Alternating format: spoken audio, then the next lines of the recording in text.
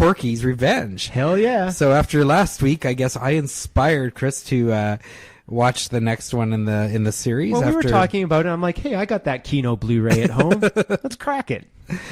So there is no meat and drag in this movie, so thank God. But there's too much meat in this movie. And the character not okay. So directed by James Comack. Yep. So Bob Clark left. Bob Clark was supposed to do this, and then he didn't like the script, so he walked, and James Comack went and picked it up. Mainly a TV director, hadn't really directed anything for about 10 years before this. So this time around, we're back to basics. Yeah, the main word that was running through my head when I was watching this was the word retread. Yes. Yeah. And you know what? After Porky's 2 the next day, I was fucking fine with this. You know what? Speaking of formulas, I wanted the first formula back, and that's what we got. Do you know what?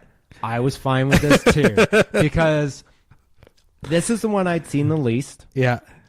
I think I've only seen this movie twice. Yeah. And I haven't seen it in over 15 years. I'm fine with this. Perfectly, I was totally fine. Yeah. Perfectly satisfying for what I wanted. Yeah. So these guys, the boys and the Angel Beach Gang, they're getting close to graduation.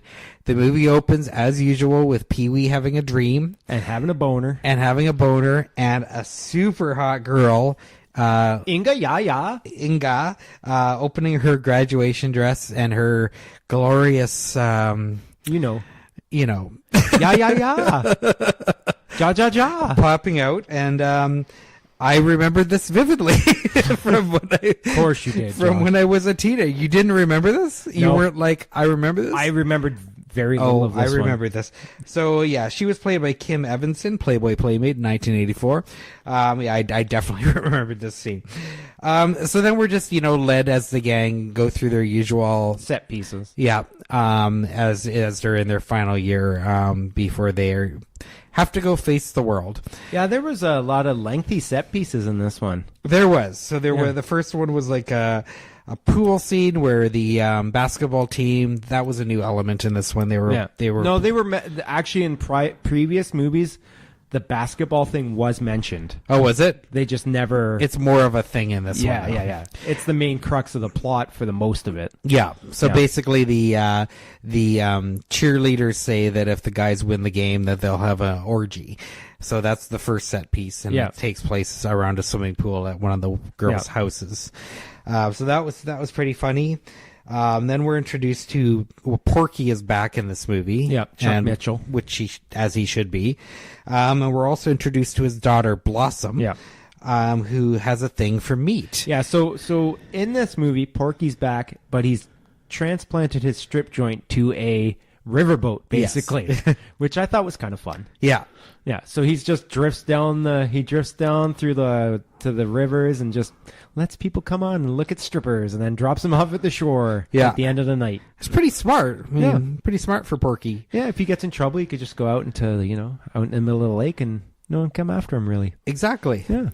So while the guys are driving around one night, they see a cute girl on the side of the road who's fixing her car, so they all stop. They see the cute backside of the cute ass of the girl. Yeah. Meat gets out to help her, and then she turns around, and the face is not quite... Well, no, this was your typical thing, like it was the 80s, so if you give a girl braces, she's instantly unattractive. Exactly, yeah.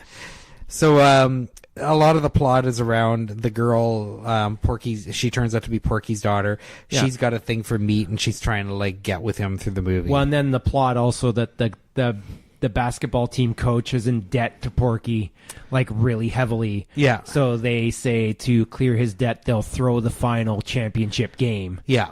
Yeah, so that's the other big subplot in the movie. That is. And there's also another odd subplot of their biology teacher, who's trying... Yeah, she's gonna fail meat. If he fails, he can't play in the big game. Yeah, but then they find something on her, and That set piece is actually pretty good. It was pretty good. Where basically the guys go to her apartment to try and find the test, and then they find out she's into kinky shit. With, I think, the gym teacher. Yeah, or something. while they're hiding in the house, all this stuff goes on, and that set piece I thought was actually pretty funny, and it's got a line of dialogue in it that if I was to say to anyone, this describes Porky's Revenge right here. It's where she says, "If it's tits you want, take a look at these." Oh, yes. That explains Porky's Revenge to anyone who's on the fence about what they're getting from this movie. And take a look, we did.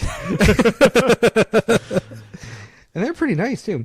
One thing I've really noticed about this series, in all the movies, is the chemistry between these characters. Yeah. I mean, these actors almost feel like they're not acting half the time. Like, they're like breaking half in the middle of scene, they're breaking into laughter, and I don't think that was planned. Like, and I really noticed that a lot. Well, I think also this is one thing I wrote down when I was watching this. I'm like, you know what? I've seen a lot of sex comedies that I liked less than this, that are about on the same level in a sense, but I can forgive the flaws in these Porky's movies simply because I like the ensemble. Yeah, like I like the characters and I like how they react with each other. Not particularly Meat. I'm not a big fan of Meat. He's kind of like my Jones from Police Academy in this series. Really? Yeah, because he's just an oaf. And I get it. He's an oaf. He's got a big dick. Ha, ha, ha. Yeah. But he's given too much of a subplot in this movie because he's a big focus in this movie because Blossom's out to get him and the finale's him supposed to be getting married to her.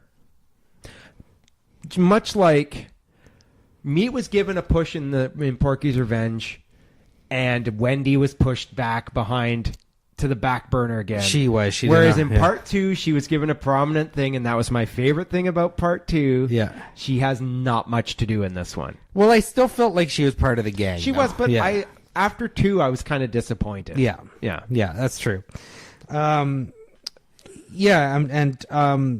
I always I thought Tommy and Billy both had a lot to do as well. Yeah, Wyatt Knight's Tommy I love that guy in these movies. I think he's a real a tragic end to him. I think I've talked about that in the past. I think so. Where he committed suicide, and that's very sad because he's always great in these movies, and I've never understood why he didn't really go on to do much else. I think he's really, really fun in these films. He really is. And fast talking Dan Monahan with his Pee-wee. Pee-wee's always been that character who you just like him just because he's such a schlub. Yeah. Yeah.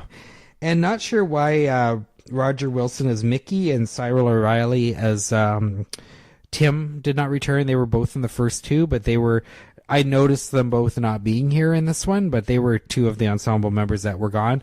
But I think out of that group, they were probably the 2 you could cut loose if you had to. Yeah. Not sure why. Yeah. But yeah, I mean, it was a fun movie. Yeah. Way better than 2. Yeah. And, I mean, I could kind of do without the second one, but, it's a fun little trilogy still. I enjoyed all 3 of them for sure. Yeah. I liked that they brought back Eric Christmas to play the principal. Yeah. Because I've always felt the principal is kind of like this series' George Gaines. He was in 2. He was a big part of that. Yeah, he was in all 3 of them. Yeah. But he's kind of like the George Gaines of the Porky series. So George Gaines played Commandant Lassard in the Police Academy series. Yeah. And he was like the older guy who's just there for, to get some laughs. And I feel like Eric Christmas is that kind of thing for the Porky series. And, Ball Bricker's back to Nancy Parsons. And she's lessened in this one also, but she has a set piece at a hotel, a mistaken identities. That doesn't happen in sex comedies ever.